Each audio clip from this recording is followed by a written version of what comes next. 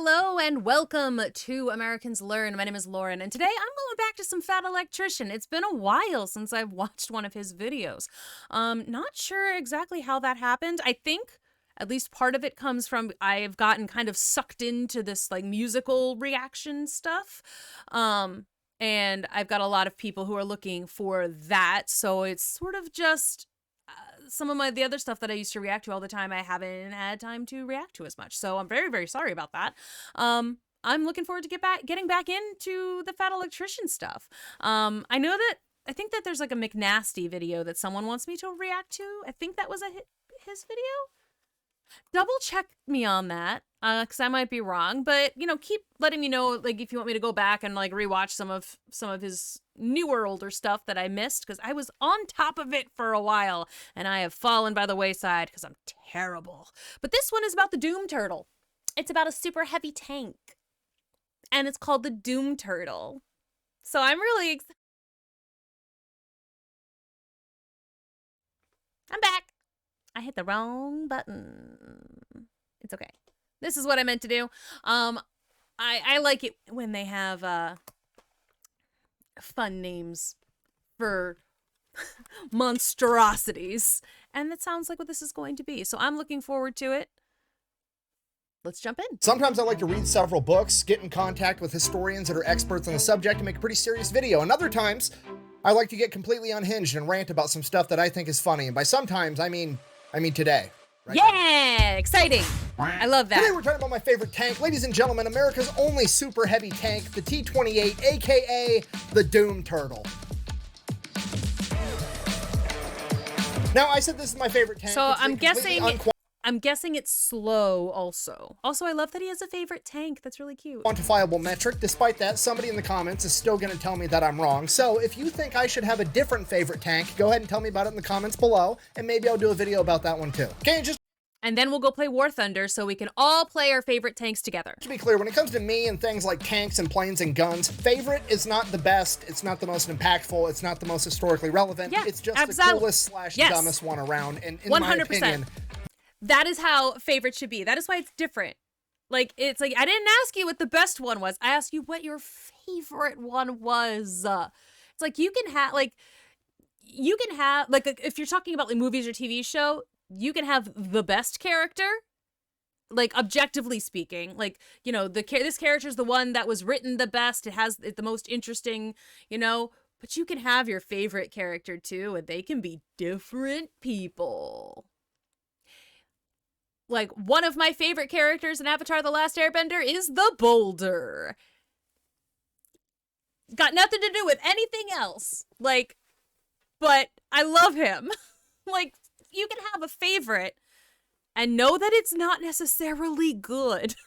This is it. So let's go ahead and get into this right after an awkwardly relevant word from our sponsors. This video is brought to you by War Thunder. They've got over 2,500 tanks, planes, and ships. Pretty much every military vehicle from World I swear on my life I did not know that War Thunder was the sponsor of his video when I mentioned it. War II until modern times, including all the cool, weird, and obscure ones that may have never even actually seen combat. For example, let's say that I wanted to be the T-28, aka the Doom Turtle, America's only super heavy tank. I can do that. Then I can go over to X-ray mode, look at all the different components, check out all the specs, actually learn about the tank. Then I can hop over and I can customize it. Because let's face it, I don't just want to be the Doom Turtle. I want to be the Doom Turtle covered in bushes so I can try to sneak up on the enemy like I'm a 200,000-pound Wile E. Coyote with a 105mm howitzer for a nose. Then we throw an American flag on one side and some smack talk on the other, and now we're ready to go play the game. Now, once we start playing, the cool part is that it's not like a lot of other games where you just shoot at the other enemy tank and a hit is a hit no matter where it lands. No, in War Thunder, you can take out individual components of the enemy tank. For example, let's say there was a guy on a mobile artillery piece and that one guy in particular was talking smack. You can address him individually. Or maybe you're approaching an enemy tank and you fire, but your shell doesn't get penetration, and now it takes a while to reload, so you just open fire with your 50 cal right through the window slit, giving their driver a nice metallic face high five. Then, once you get the gun reloaded, you can finish taking out the rest of the crew. Or sometimes you just get that lucky shot where the shell goes straight through the enemy tank and detonates their ammunition. And the best part about all of this is that it's free to play on PC, PlayStation, and Xbox. So if you wanted to give it a try, we'll have a link and a discount code in the description down below, and when you use my link, you're going to get all kinds of freebies to get you started off on the right foot.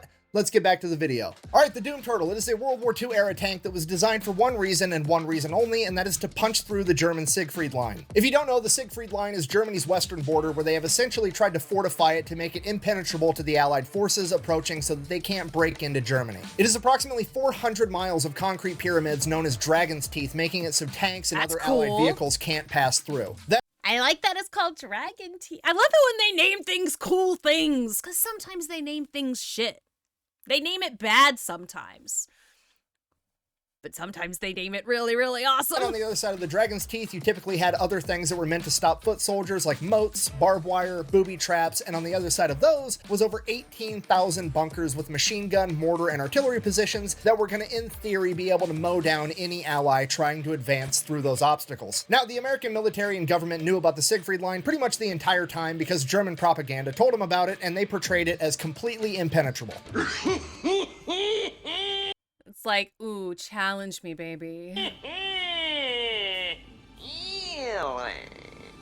So the American military in 1943 is like, okay, we're going to come up on the Siegfried Line eventually. Let's go ahead and get a plan in the works on how we're going to address it once we get there. Now, clearly, that plan should not rely on tanks, right? I mean, that's kind of the Siegfried Line's entire MO. It was designed, built, and implemented with the sole purpose of stopping tanks. We should probably do anything other than use tanks, right? But what about tanks, though? Right? Wrong, completely wrong. American engineers got told the Germans built an impenetrable tank fortification, and they're like, fucking challenge accepted. Let's see about that. We're gonna build a bigger, better tank that's gonna drive right fucking through it. America!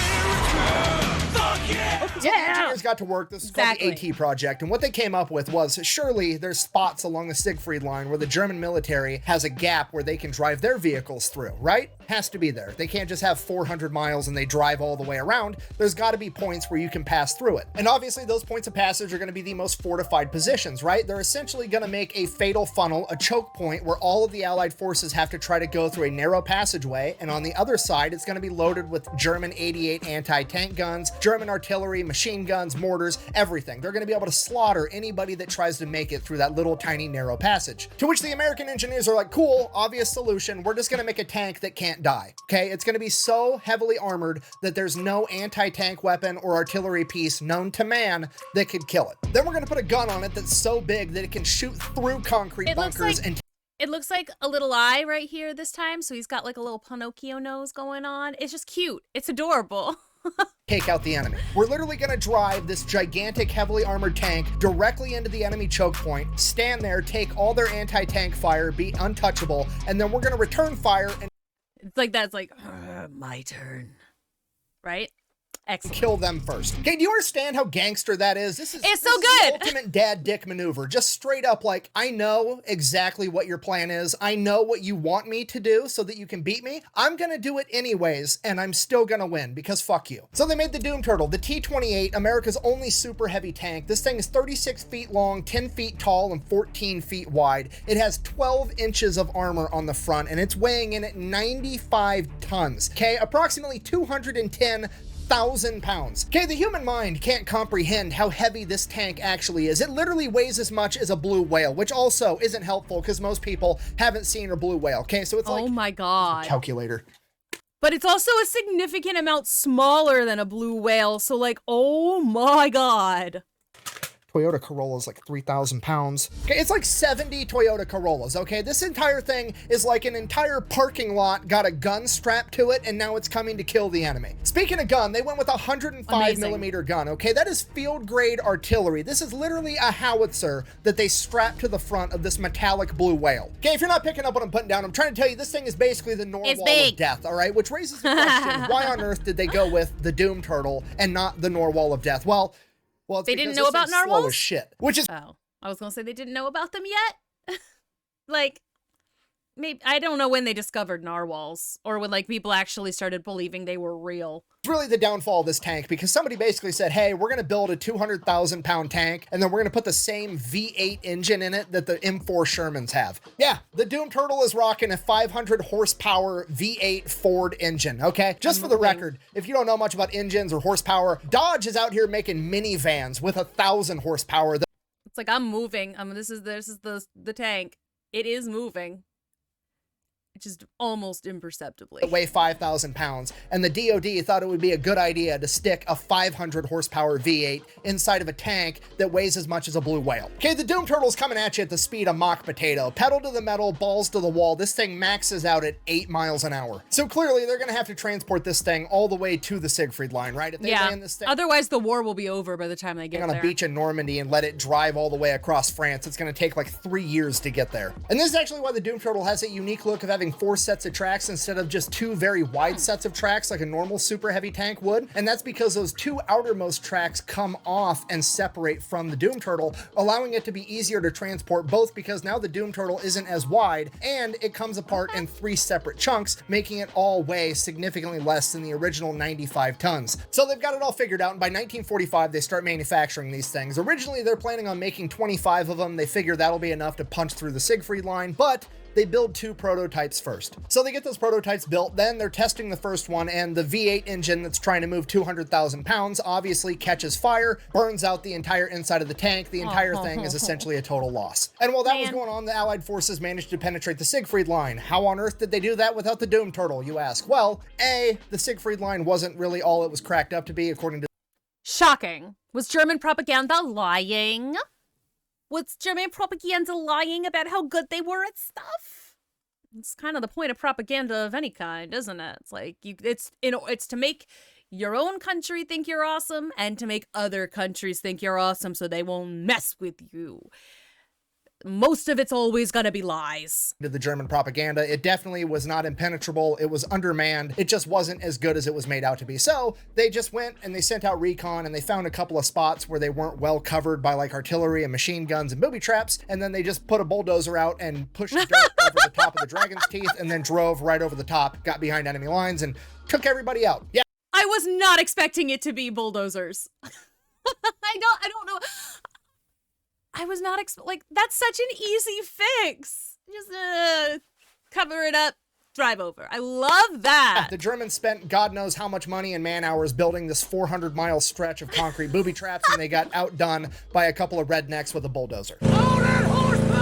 So because of that, the Doom Turtle simply just wasn't needed anymore, so they stopped the project. There was one surviving prototype. They gave that over to Aberdeen Proving Ground, and they used that basically as a giant weight to test transportation equipment because, well, it was the heaviest tank they had, and if it could move the Doom Turtle, it could move anything else, so they used it for that for a little while. Then, one day, somebody just parked it in a field, and everybody forgot about it. A little while after that, people started asking questions. Historians, the public, museums, like, hey, where's that badass tank? We want to preserve it. We want to save it. It's a part of history. We want to stick it in our museum. Let me have it so I can take care of it. And the army's like, I don't know, bro. We lost it. Okay, now on one hand, to be fair, I'm pretty sure I know exactly how this happened. They just like had a couple of dudes go park it. They made it take all day. They parked it off in a field. Those dudes like retired. They left. They moved on. And then nobody remembered where it got parked. Okay, like I'm sympathetic to that. I understand how it happened. But on the other hand, how the fuck is a 200,000 pound tank that there's only one of? Like, I would understand if you were like, oh, hey, we misplaced a Sherman tank because America made like 50,000 of them, right?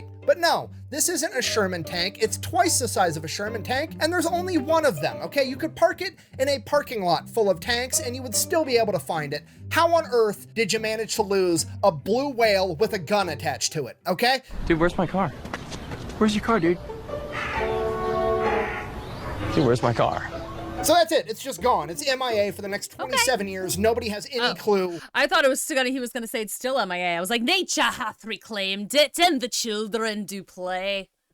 That's what happened. Where this thing is at. And then one day, some hunter is out in the woods near a military base hunting, and he's like, hey, there's a fucking tank sticking out of those bushes.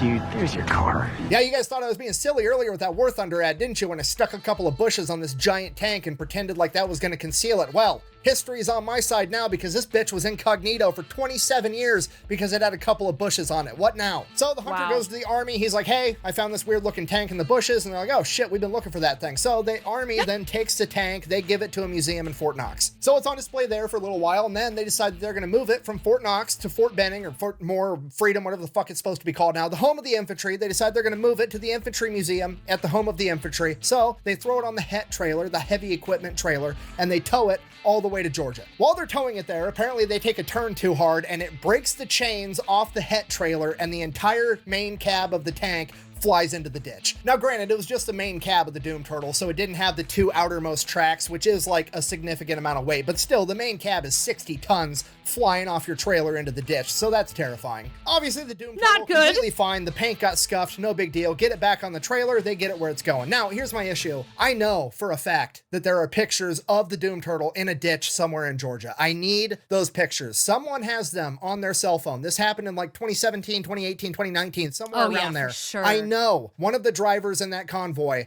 took a picture of it with their smartphone. It has to have happened. Did. I want that picture 100%. for history so I can get it to the museum, okay? Get me that picture. What are you waiting for? Chinese New Year? Go, go, go. Sorry, so that's it. That's the end of the story. They get it to the National Infantry Museum, and that is where it is on display today. So in conclusion, that's my favorite tank for literally no reason other than it's completely ridiculous, and I think it's funny. Literally from its inception, it was just designed to be a giant middle finger. The enemy told America, hey, you can't drive your tanks through here, and America said, hold my defense budget and watch this shit, and this is the monstrosity that they came up with, okay? I don't know if you can give a tank steroids or even test a tank for steroids, but if you can, test that one first. Now, is it unfortunate that it never saw combat? Yeah, absolutely. It's cool to think about if it did. However, that serves to highlight one of the most important lessons that I teach on this channel, and that is that the only thing scarier than engineers and defense contractors with an unlimited budget is a bunch of infantrymen on the ground with time on their hands, because that's what actually gets shit done. Thank you for watching. Best way to support the channel is go buy some merch over at thefatelectrician.com. Quack, bang, out. Out. Man, only the government could lose a 200,000-pound tank for 27 years, currently still be missing 6 nuclear warheads, and then tell me how dark I'm allowed to tint the windows on my car. Yep, that's fair. That's very fair. It's like, take the stick out of your eye, bitch, before you start talking about logs somewhere else, my friend, Anyway. I could listen to him rant about the government all day, honestly. You know what? He's right. This is a fun tank. It's enjoyable. And yeah, maybe it sucks. Maybe it would not have worked as a tank. I like that it's like you would never, ever have gotten to where it was supposed to go. But like, imagine, though, you see it coming at you. And it's just like, no matter what you fire at it, it just kind of keeps coming. It's like the slowest moving death imaginable, but like so inevitable. Amazing. Anyway, thank you so much for watching. Like I said, I'm sorry it's been so long since I've done a Fat Electrician video. I really do enjoy them. And it's like, I need to get back into it. So I will keep watching. I'll go back and I'll watch some more of them. I know it's been a while. Let me know which one specifically you want to see first. If it was that McNasty one and I haven't done it yet, go ahead and let me know. That's the next one I'll do, potentially. And I will see you all in the next video.